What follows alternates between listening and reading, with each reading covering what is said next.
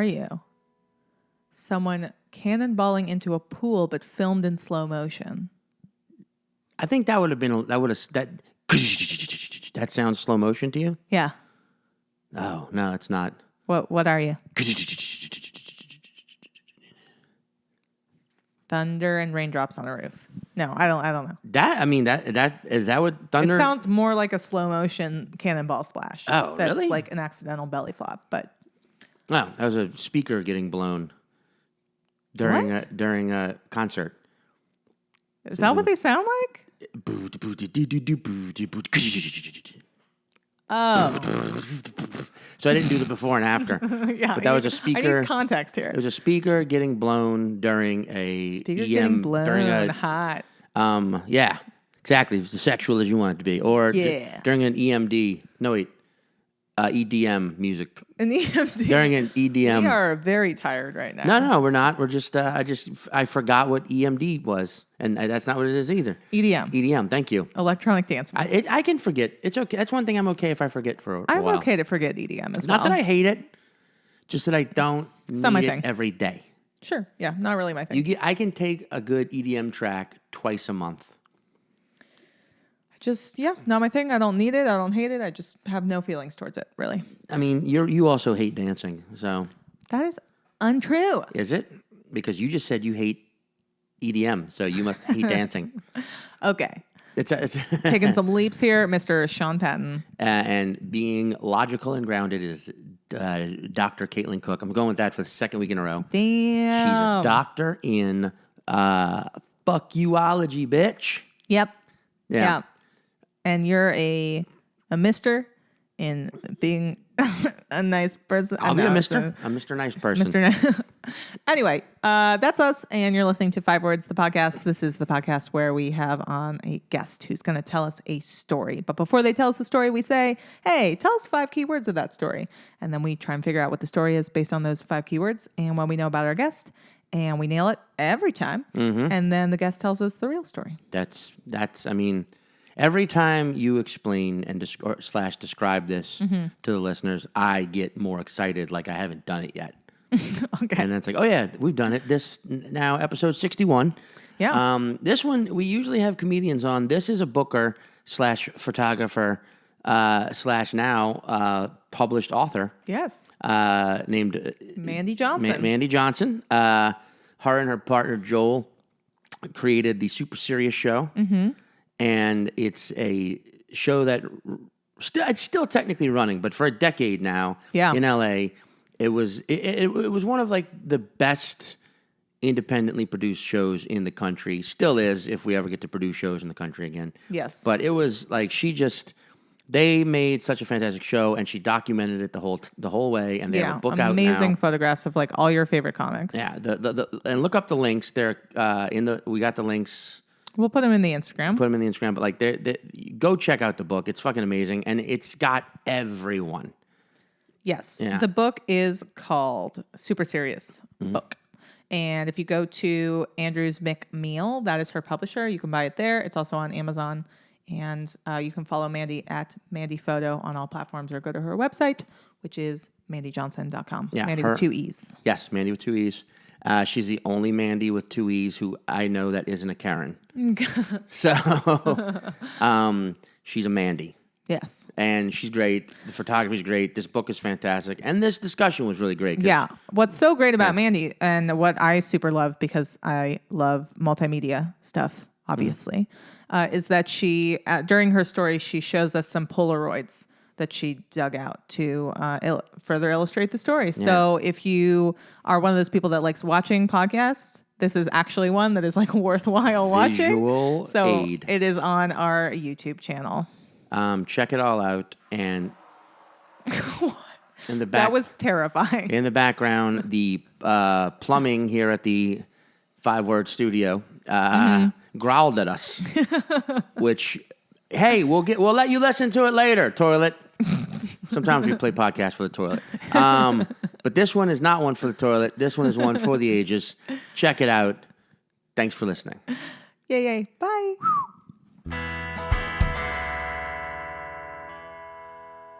You were supposed to go, hi. All right, I was starting to record, and I.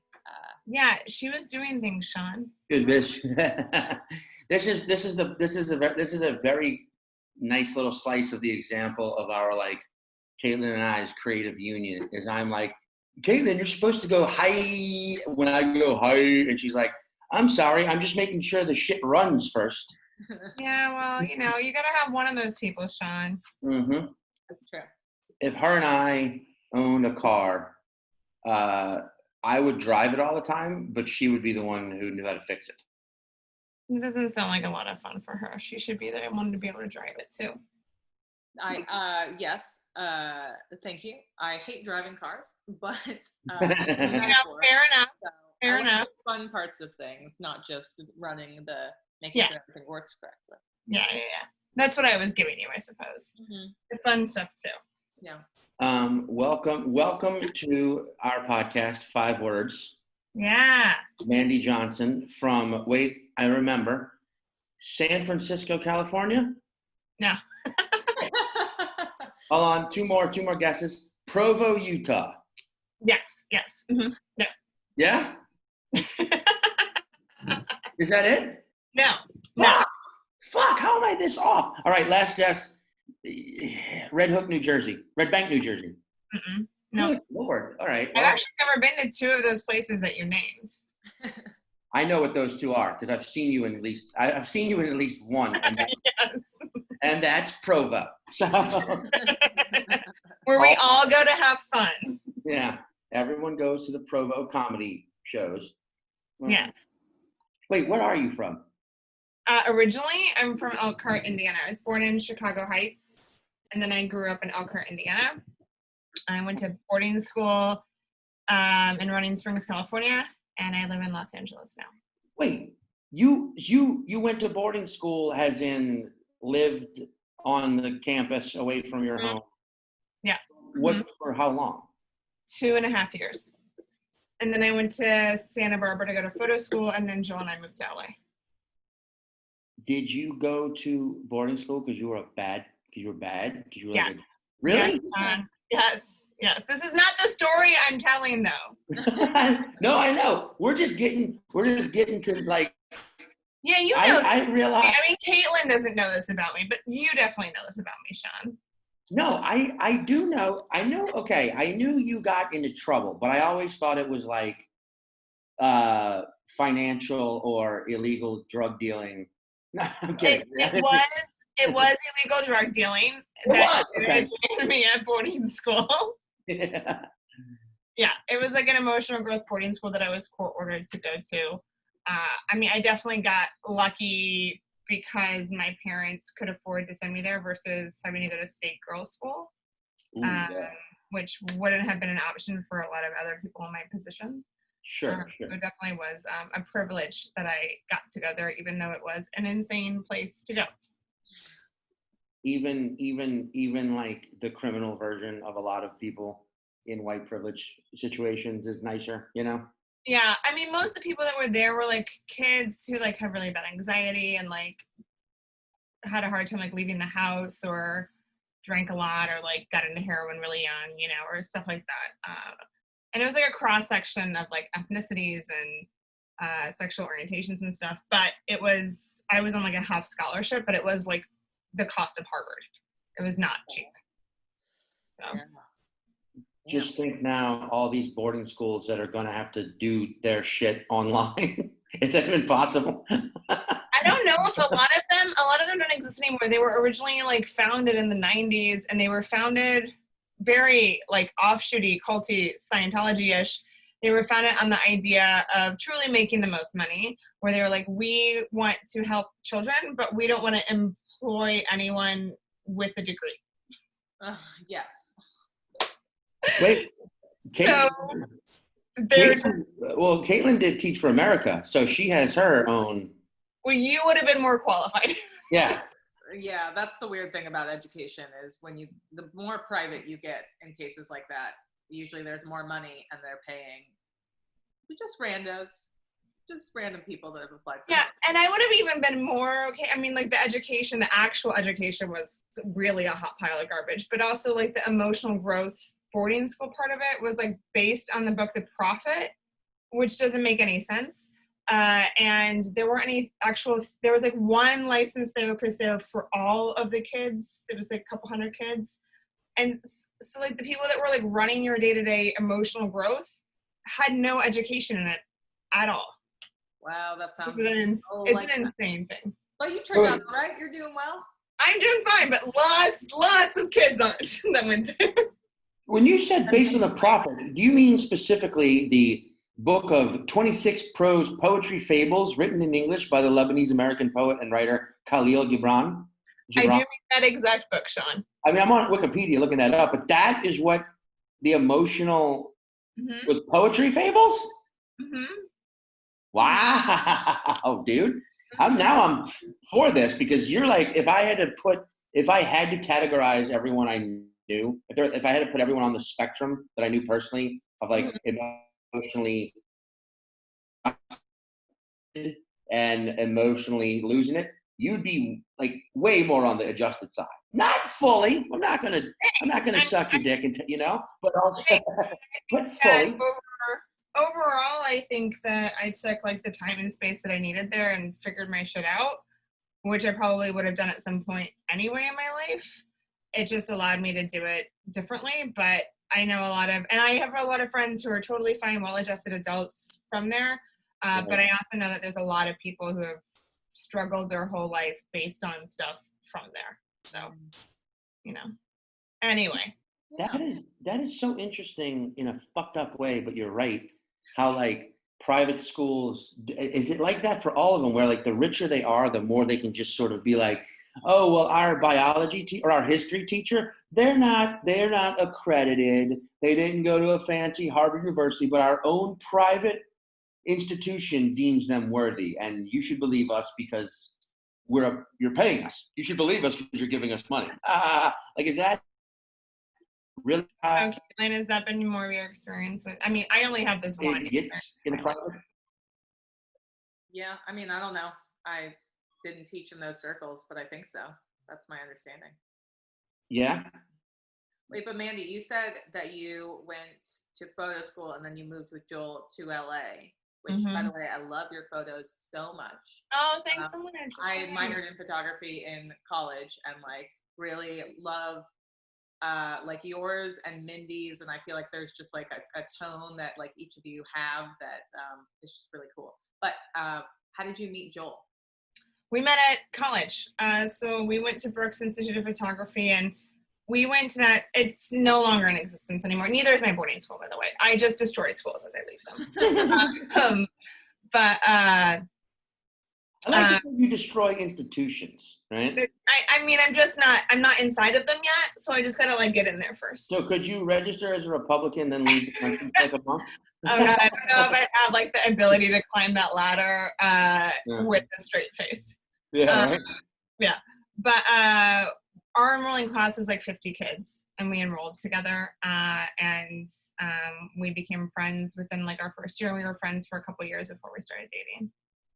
One of the things you do with your photography specifically that I fucking love is for your show, which there's so much to talk about with this, but for the Super Serious show, and you can look this up online. Every time you do when you do the show, you make us all sit there and do a super dumb face and then a super serious face. Right? And it's like 9 times out of 9, it's always the super serious face that's the funny one.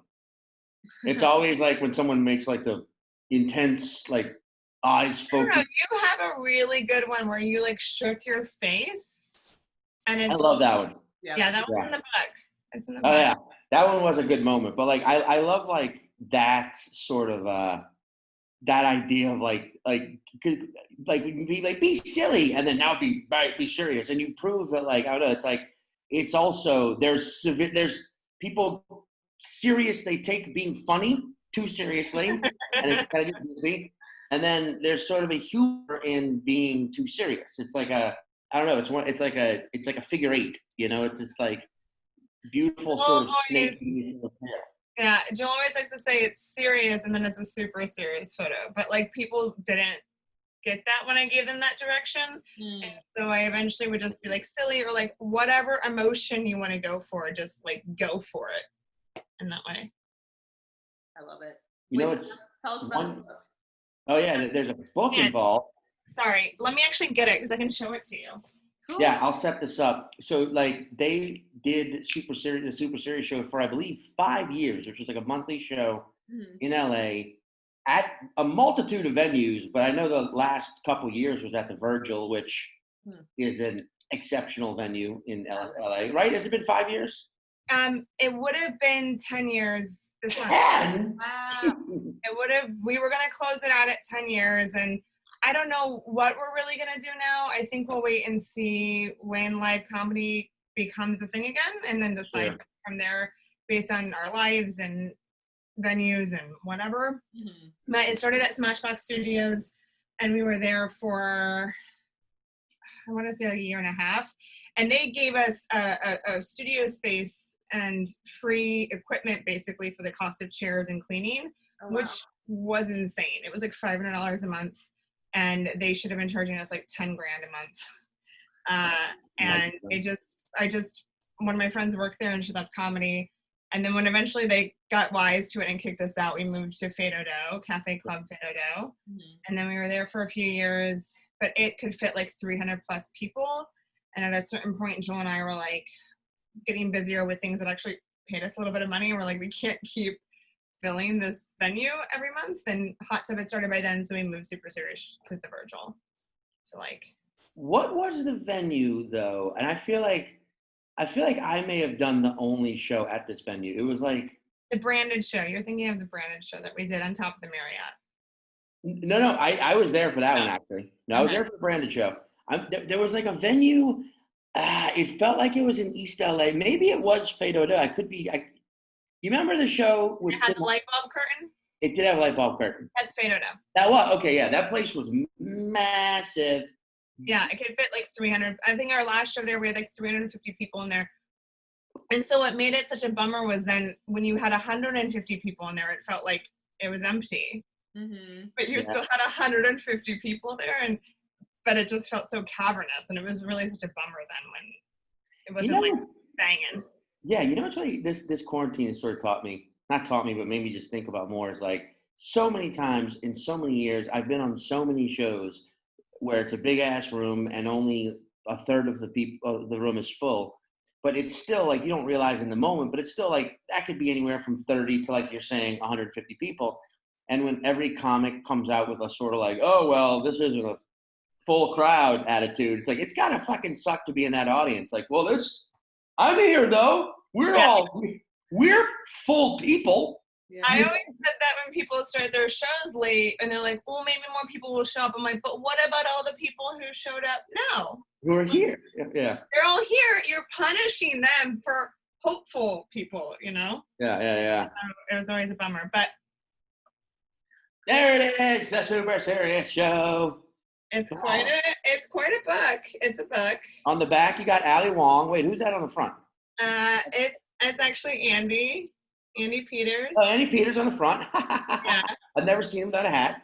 I love it. It looks so good. Yeah, it really does. Let me see if I can't find a page that you're on, Sean. Sean, you got some good pull quotes in here. You had a really good interview. I remember the interview was roughly a year ago. It was June 2019.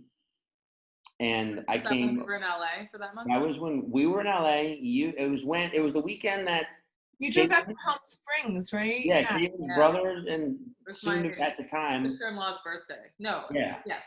Yeah. I drove from Palm Springs back to, but also because I had been convinced by a certain promoter in Edinburgh that I needed pictures or the festival was going to burn me at the stake because the pictures I had already were too American and not usable at all in publications at the Edinburgh Fringe. And luckily, Mandee was like, I can help you with that. I happen to be a photographer. And we took some fantastically fucking cool photos that this motherfucking promoter never used one of. Not one of. I'm not going to say their name till the end of the podcast. Oh my Look God. at that. That's a beautiful. That's such a great photo. Cool photo. Yeah. And like Jeremy Connor did the same, so you can kind of see I partnered you with those. Oh, that's cool. Yeah, all of us fucking Yeah, kind dweebs. of similarly, yeah. That's a great picture. That is a great. Yeah, those kind of photos in college, and we would call them jowlers because it's like when you get a dog to like shake water, like with Oh, the yeah. jowls. We call them jowlers. We did it all. Caitlin, do a good jowl. Do a jowl. See, you've got like a good jowl face. Mine. Ooh, I got my big cheeks. Yeah. That is- But yeah, it's 300 pages, and there's like I don't know, like 60 plus interviews and like over 300 photos. And is it for available? I mean, we'll definitely put this on the info up front. yeah, I'll send you the link. It's available for pre-sale now, and then the official release date's the 18th. Because like I mean, we kind of talked about this in the interview, but like I really, it was the time of like curated comedy shows, not at clubs. Like there's just something, I don't know, there was something, and it's nothing against the clubs, but there's just something really fucking cool about those shows. Yeah. You know what I mean? Because it wasn't done by like, it wasn't like, oh, a place of business trying to sell drinks, and nothing against that. Or like, it's got to stay open, so we've got to just keep bam, bam, bam. It was like, no, this is born out of pure love for a craft. Yeah. You know, like you and Joel had no other. It wasn't like, oh my God, Mandee. Yeah, Joel, I got an idea. What's that? It's $1 million idea. We'll make in under a decade. We'll be rich. Let's find venues to allow us to put on comedy shows once a month that we put all the work into. We design every set. We book every act very meticulously. We go show up beforehand and decorate the stage. And we'll make millions once a month. No, it'll just cost us millions. Yeah. We ourselves will go to the Edinburgh Fringe and pay thousands. You know, it's like there's so many. That was so much money. Like you guys, it's something that was born out of love, and for a long time. I mean, still, when was the last show you guys did? February. So right before. Yeah, and then the last show we did for Hot Tub was in March, like early March. Yeah, I think Hot Tub's got famous dweebs attached. Those nerds, they'll be fine. Those Kurt and Kristen. That's why we're still doing that one online, but super serious show. It just didn't make sense. Like you don't get the photos. Like it's part of a whole aesthetic thing, and it's what the book talks about a lot. Is like kind of it's a little bit of an oral history of independent comedy in Los Angeles, but it also just talks about like. And it's not divisive. It's not saying. I think all comedians can agree that in a perfect comedy system, you have clubs and you have independent rooms. But it's talking more about the space that independent rooms give to cultivate comedy and cultivate comedians, and the community then is fostered around that naturally. You absolutely need both. There's no. Like you need both. Like now, in some situations, you need one more than the other, but you need both. Like it's like the independent comedy shows are just that's where you get to see. I don't know, like that. I think I said this in the book, but it's something like the independent shows are where you go to cook. Yeah, the kitchen quote. It's a big quote in the book. Yeah, like great quote. But it's like it's true. Like and then the clubs are where you go to dine. It's just like I don't know. I feel like. So their point taken, like, or not point taken, that's the wrong phrase, but like up until a certain virus, I'm not going to say which one, came along and ruined everyone's year, and hopefully just our year. They knock on something wooden. You guys were still doing shows. You know what I mean? They were still a thing, and that's I hope you get to come back and have like a big closing. Yeah, I mean that's like our like initial thought is we'll do like a 3-show run up to like a big 10-year. But again, it'll just depend on when it all happens. But it is crazy like looking through this book now, and it has only been like 4.5 months since shows, but it does feel like it's talking about like a bygone era already. Mm-hmm. Yeah, man, it was very much changed. Do you have a favorite, like one of like I mean, they're all your photos. Do you have like a couple favorites that you want to show us? Oh. I know, because that's, Well, I already showed you Sean's, so. That's my favorite. yeah. I'll go ahead and I did, let's see, something that I did that I thought was really fun, which I would encourage everyone to read specifically, was I did a small like Brody section. Oh yeah. Um, Brody Stevens, R.I.P. The best. and Bronger told this like really great story of him at this Funny or Die event with baseball players. And because Brody was going to baseball, like he kind of goes through and like is ripping them to shreds about like all their stats and their beefs with each other and stuff. And my favorite Brody story, because I met Brody at the Bridgetown Comedy Fest in 2009, and I had heard his name before, and but I met him because if you remember, because you went to a couple of the Bridgetowns, right? oh, yeah, we did a Super Series show there, and then we did some other shows there too. Yeah. Right. So Bridgetown Comedy Fest did this thing that I think every comedy festival should do. It was a very smart idea. They had all the shows at the rooms, but they had one bar that just had a constant open mic, right? So it was from like 5 p.m. till 2 a.m. There was just a constant running open mic. So if you were on the fest, you could do your set, your real set, and then run down the street and then sign up for the open mic and do another set if you want to. And I just remember Brody going to do a set at the open mic and everyone flipping the fuck out because he was doing it. It was like, wait, Brody's coming in here? And I was like, I got to see what this guy's all about. And it was one of those rare moments you get in comedy where like the person's about to get off stage and in your head, you're like, please don't. Please stay on that stage. Yeah. I And mean, it's just the best. Yeah. And then the next year, this is a moment I wish could have been photographed. Bridgetown moved their after parties early on every year. So like every after party was always at a different, one year in 2010, it was at a warehouse. And that's all it was. So just they rented out a warehouse, dance floor, set up a bar, but they had this loading dock that everyone would kind of stand out back and smoke cigarettes. I remember And weed, things of that nature. And I remember there's like maybe 10 of us out there fucking smoking weed, smoking cigarettes. Chris Fairbanks had just dumpster dived because he was a lunatic. And he was showing us all the things he pulled out the dumpster, and we were laughing. And something Brody used to do was he'd latch onto one word and just repeat it. Yeah. And I remember it was dumpster. Someone said something about what smells like a dumpster. And Brody, from like no one knew he was there, goes, dumpster? Yeah. And everyone turns and looks, and he's just standing at the edge of this loading dock smoking his fucking cigar. And everyone laughs, and then he starts slowly doing that like slow Brody walk towards us, and then everybody starts clapping, just going, Brody, Brody, Brody, and forms like a gauntlet, and he just walks through us smoking his cigar and then into the party, and then we're all like, all right, back to smoking weed and watching Fairbanks jump into dumpsters. But it was just one of these, he was that guy. He could just out of nowhere, like, I'm going to create a moment that people will talk about in a decade. Yeah. Or more. Here is one of Sean's quotes. I think this is the one you were talking about with the kitchen. Oh yeah, when you really break it down, independent. Okay, yeah. That's I'm not. Yeah, you really break it down. Independent comedy is the kitchen. Clubs are the dining room. Independent comedy is a little bit more about what's the process, and if you feed if you're fed a delicious meal in the kitchen, you're not going to complain. But clubs are like, we don't need to know how you make it, just serve it. That is a great quote. Yeah. Yeah. Oh, it's so hard to pick my favorites from this book because this book is literally just filled with all of my favorites. And they're kind of like partnered in ways that I think are like really fun. Wait, who was that? Hannibal, and who was it?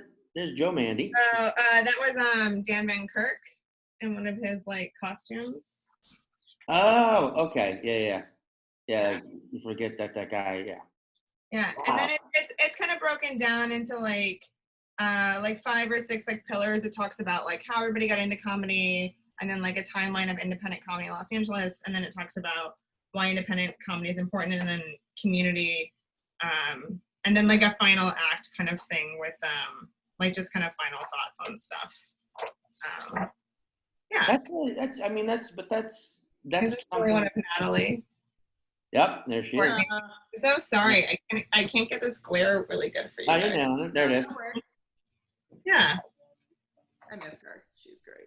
That's So that's good. that's what's super cool about that was what was great about the Super Series show is you had everyone from Hannibal to Natalie Palamides to you know what I mean? Of Like course. It's only fun that way.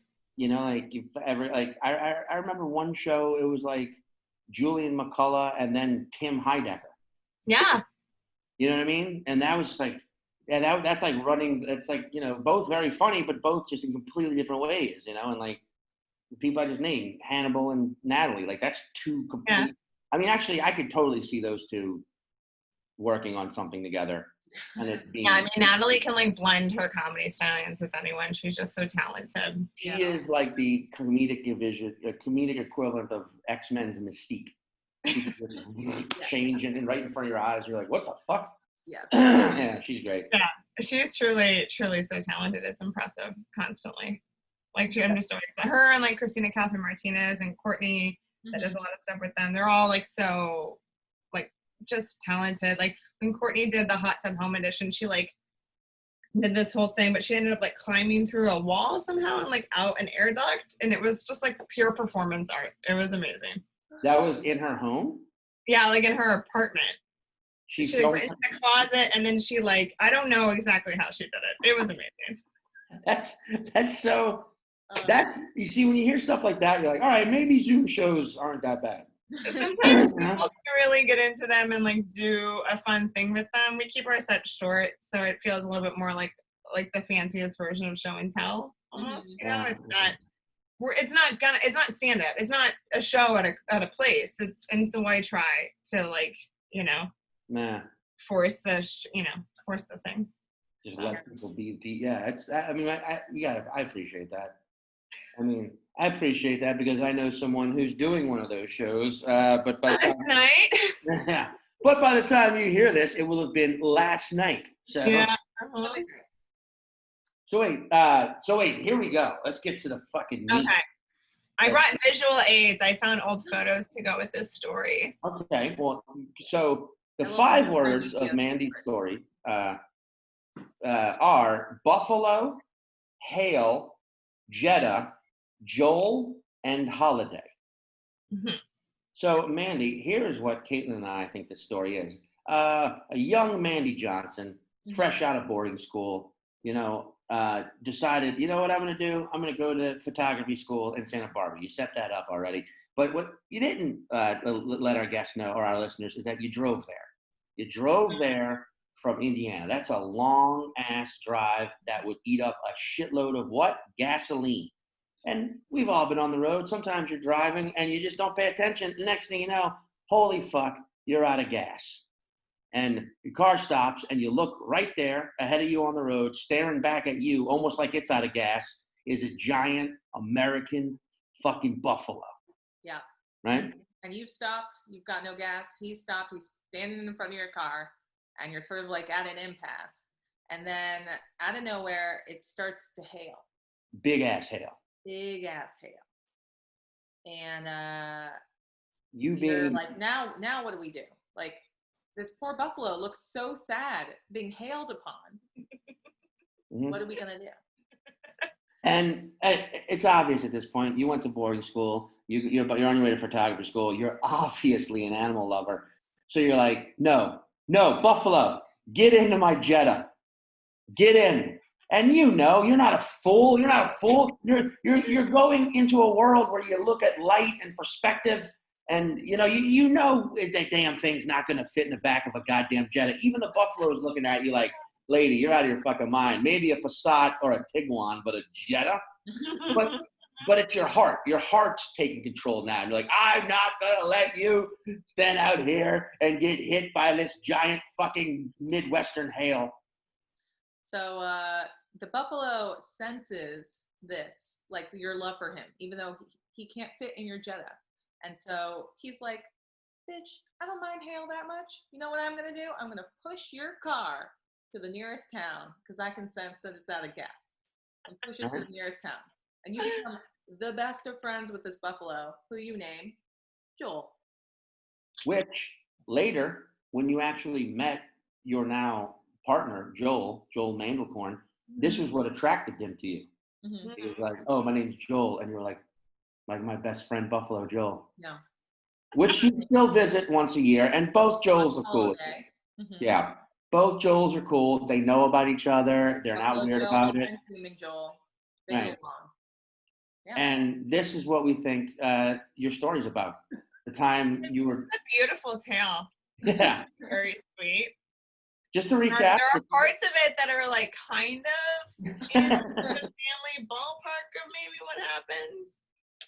Yeah. Well, just to recap, this is your story about the time that you drove from Indiana to photography school in Santa Barbara, ran out of gas, found yourself face to face with a buffalo. It started hailing. You felt sorry for the buffalo, tried to get him to get in your Jetta to avoid the hail. Mhm. The buffalo was touched by this, pushed your out of gas car to the nearest fucking gas station in town, and you named that buffalo Joe. And that's what attracted you to your now partner, because his name's also Joe. So wait, clearly we landed this ship. Nailed it. Yeah, I mean, it's so clear. Yeah, it's perfect. You know. Now, what is the real story? Yeah. All right, the real story is that when our first year dating, Joel and I decided to drive across the country together. And so Okay. he had to go back to Virginia. So he flew to Virginia. I drove to see my parents in Indiana with my girlfriends, and then I picked Joel up in Virginia and we drove back together. Our first kind of stop post family visits, or one of our first stops, was in the Badlands. And we were going to camp they have like a free, I don't know if they still have it, but they had Where is the Badlands? I've heard this. South before. Dakota, I believe. Oh, you got a pick. Look at that. Yeah. That does look like Badlands. Yeah, it's cool. Yeah. So we went to this free campground that it was like first come first serve, but it was free. I was 20, Joel was 24. We were broke. And so we parked the car, and it looks like there is a storm coming. So we decided to not unpack the car, because why? It looks like it's gonna rain. Yeah, that's like an apocalyptic looking storm. Yeah, it doesn't just rain, it's insanely windy, and it is hailing, golf ball size hail. Yeah. And these people who had clearly, maybe they had been there for a few days, we never met them, but were gone. Their tent starts to like blow away in the storm. And without really even like thinking about it, I just get out from the driver's side door and start like running after the tent, because I'm like, oh my God, all this person's things are gonna disappear into the Badlands. Mm-hmm. The wind is so strong, Joel can't open his passenger door. That's how strong the wind is. So he climbs through the driver's side door, runs after me, and together we pull this tent back and like wedge it under a picnic table to like save it during the storm. Oh my God. So this is a picture of the said safe tent. Oh wow. Not really exciting. It's just a giant pile of I mean, visual evidence. Yeah. And so from there, this is the only trip that Joel and I didn't make any plans. We were like, we're gonna be whimsical and drive across the country and like camp and find hotel rooms and like do that thing that you see in movies, which is very not us now. We're very planned people. Right. And so we left there and we're like, okay, we'll just drive to, I think we just drove to we'll drive to Mount Rushmore. I think it was July 4th that day. And we're like, we'll find a campground or a hotel around there. Now, what me and Joel didn't know is that a lot of the country travels for the 4th of July. Oh, yeah. Our families and our towns did not. So it was, when we got to Mount Rushmore, they won't let you into Mount Rushmore with the National Park Pass. You have to like pay separately, which we did not do. Mm. So we went to the turnout and like made dinner, and we thought, oh, we'll sit here and watch the fireworks. What's the turnout? It's like, you can see their profiles. Oh, okay. So there's like a turnout, I don't know, off the side of the road. You can like see all the profiles. We're like, we'll eat dinner here. We'll see the fireworks. And the photos, they shoot them over the president's heads. So whatever, you know, they don't. You could hear them, but they were shooting them like below the heads for the people that had paid the extra money. What year, real quick, and I'll clarify this afterwards, but what year was that? Okay, so this was our first 17 years ago. Okay, I'll tell you why afterwards. 2003? 2003, okay. I think. I can tell you now, because up until recently, 2003. yeah, up until recently, being a couple days ago, fireworks had been banned at Mount Rushmore because of wildfire hazards. And guess who put an end to that? Donald fucking Trump. Yeah, America. Yeah. So anyway, so this was back when, back Long in time ago. 2003, where if I'd have told you Donald Trump would be president one day, you'd be like, get the fuck out of here. I mean, I don't think Donald Trump was really even in like the psyche of the American public like he was before he was president. Even it was like before Apprentice, Yeah. So. Yeah. Right. Yeah. So anyway, so then there were no hotels anywhere in that town. There were no campgrounds, so we drove like 3 hours to Gillette, Wyoming. Finally found a hotel room, and then the next day we were like, okay, well we'll drive like through Yellowstone, and we'll find a campground there. Also, no campgrounds in Yellowstone, so we're like very frustrated. We're annoyed at the fact that like we didn't plan this better. We don't have any place to stay any night. Now it's turned from this like whimsical fun trip to this like kind of stressful, like where are we gonna sleep thing. And so we're driving on our way out of Yellowstone, and we're like, okay, well we'll just go up this mountain. There's some campgrounds that are like further out of the way. Maybe there'll be some spots there. So we're driving, it's dusk, and I see a buffalo off to the side of the road, to the driver's side, so to the left. I'm driving, and I go, oh look, there's a buffalo, and it's like right there off the side of the road. I'm like, oh look, there's a buffalo, and like me and Joel both turn and look at the buffalo, and I let off my gas as we're doing it, and then Joel turns back to the main viewpoint of the windshield before I do, and just goes, and there is a herd of buffalo in the road. And so there was screaming, braking, swerving, and then we hit a buffalo. No. Now, all me and Joel can really remember from like the time from when we realized there was a herd of buffalo, a lot of them scattered. Right. They were afraid. Was that we could just, a buffalo, for the record, is the size, if not slightly bigger than a Jetta. Oh yeah, dude. Yeah. It is like equal to this thing that we were in. All we could envision was like a buffalo rolling onto the engine. Yeah. And like paralyzing us. We're like, oh, right. We're gonna be dead or paralyzed. But what ended up happening was that he probably felt like a small shove. Yeah. Because we were braking, and so we like kind of hit him, but it wasn't very hard. And that didn't leave the dent in my car. What left the dent in my car was that he kicked me. Shit. And then he scurried away, and I started hysterically bawling because it was very traumatic and very scary. Yeah. And Joel was very aware that the herd of buffalo was still very much around us, Yeah.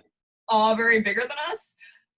But I was driving an automatic at the time, which I drive a clutch now, but I had pushed it into neutral without like realizing it during the whole like. Oh yeah. I mean, and so it was like, you need to go, and I was hitting the gas, but I couldn't get the car to go, but I was too hysterical to realize why.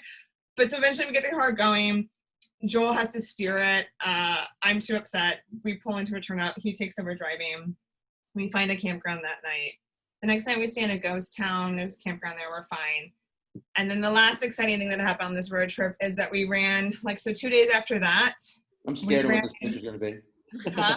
I'm scared of what this picture's going to be. We ran into, quite literally, a herd of cattle being moved down an Idaho highway. Oh, shit. Yeah. Where we were stopped as the cows moved around us. Oh my God. Holy shit.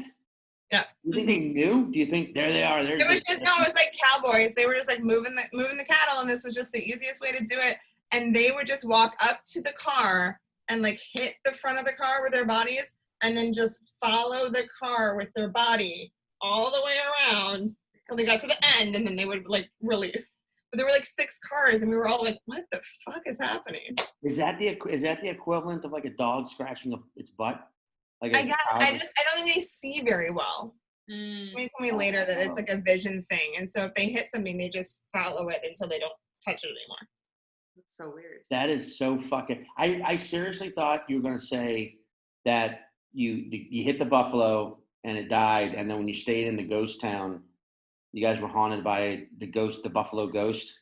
I did hear something at night when we were at the ghost town. Like, it was just probably like a deer or something walking around, but like I wear glasses, obviously, and I like woke Joel up, and neither one of us would like go check. But he was like, "It's just an animal, but you're in a ghost town." Dude. I don't know. It was creepy, and but eventually we both went back to sleep. But I think that's so fucking crazy because I feel like if anyone saw you hit that buffalo, their immediately thing was, oh God, I hope that Volkswagen's okay. Because that's, oh man, that is a crazy fucking. I've been freaked out. That's it. How long have y'all been dating at this point? It'll be 18 years in October. So then it was like a year. A year?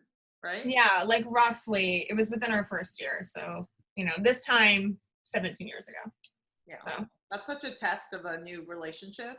Yeah. I mean, we've been friends for 2 years, and everyone was like, I can't believe you're going to drive across the country together. You guys will end up breaking up. And I was like, well, then we weren't meant to be. Or maybe it'll be fine and we'll be together forever. That's also, that is an interesting thing where it's like, would you rather be in a relationship where you don't put it to the test and then just limp along for a few more years and then peter out amicably, or go through some like crazy experience, and if it falls apart, at least you're like, hey, we hung in there through the buffalo and the cowboys and the ghosts, and now we know we're good friends. Or hey, if cowboys and buffaloes and ghosts can't separate us, nothing can. Yeah, it was funny to call my dad a few days later and tell him that I had hit a buffalo with the car. And it was really quiet on the other end of the line. He was like, well, you're alive, and you're not in the hospital. So I'm assuming that you guys are okay. But it's, it was a crazy experience. It was crazy to do it. We only drove on like side highways. We didn't take any like interstates the whole way. Wow. See, that's scary as fuck. That's scarier than ghost town. I mean, it was fine. I mean, I think Joel almost lost his mind in Iowa because it's just like cornfields, and then every hour it's like one old couple in a white Cadillac. Yeah. But the worst state, for me, the worst state to drive through is Nebraska, undeniably. For sure. It is flat and fields, and that's it. And then Omaha. And you're like, oh, Omaha's pretty cool. What a great town. Nebraska and Iowa aren't really visually that much different. No, you're right. Yeah. No. That is, Caitlin. And then this is what I couldn't find the one from that trip that I posted on Instagram before, but this is what me and Joel looked like back then. Oh, little babies. Hey, oh my God. Oh my God. Look at you, children.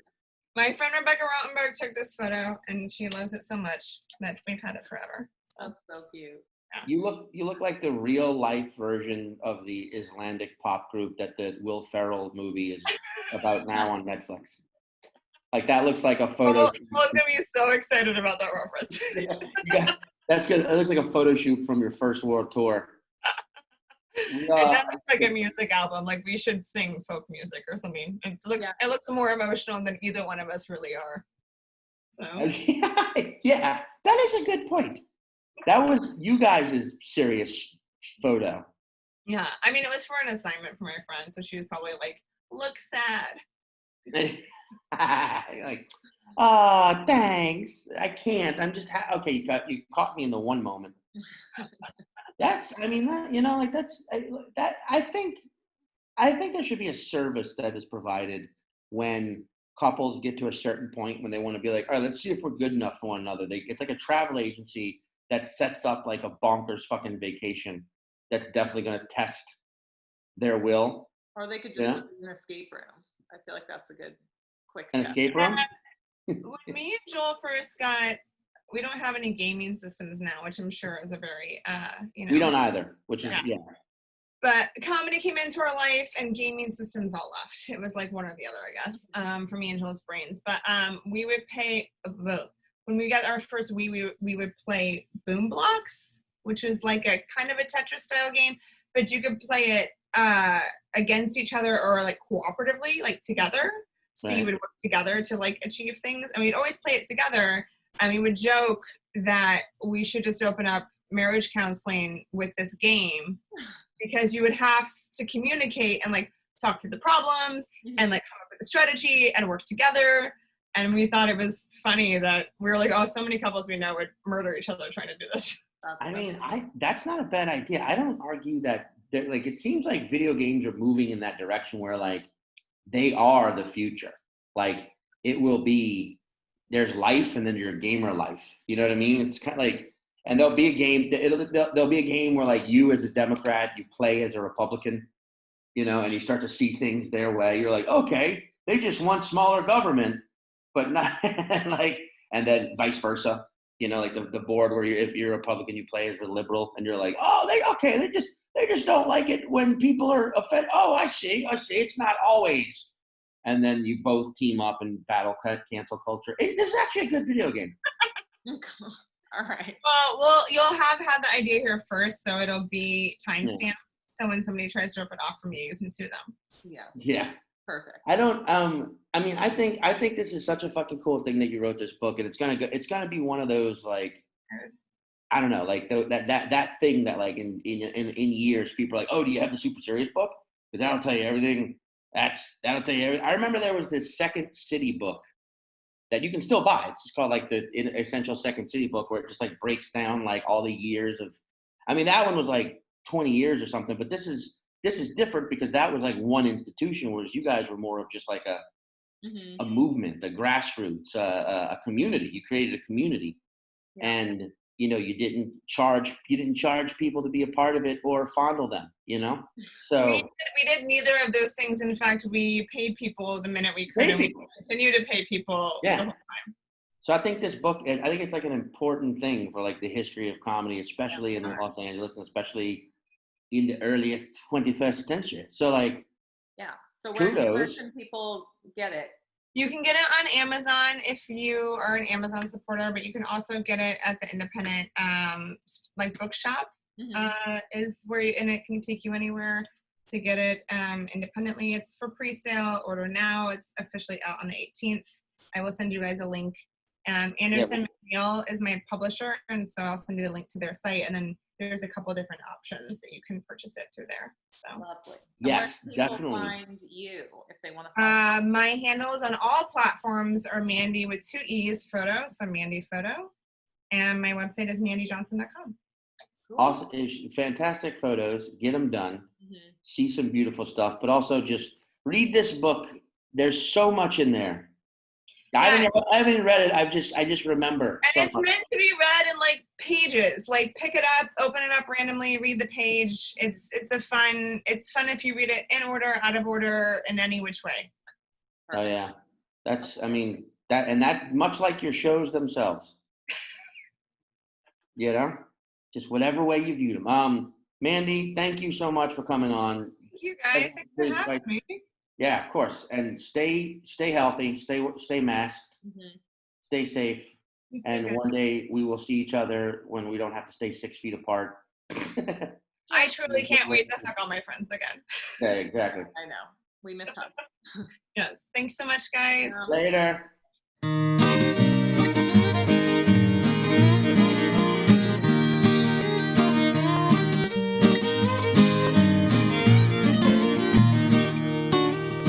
One day the guy on the buffalo was cruising around through the plains, seen a bear, and he thought to himself, oh man, I gotta get away from the bear.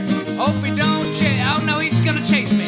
Oh no, I better just turn around and chase him back. 'Cause guess what? I'm on a buffalo.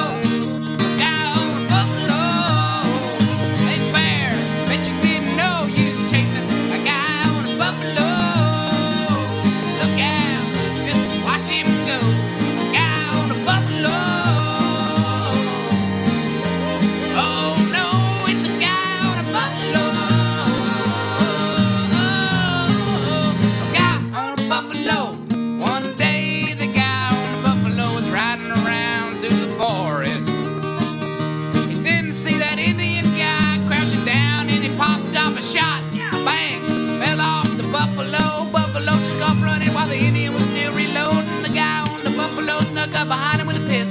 like, hey, better watch what you do.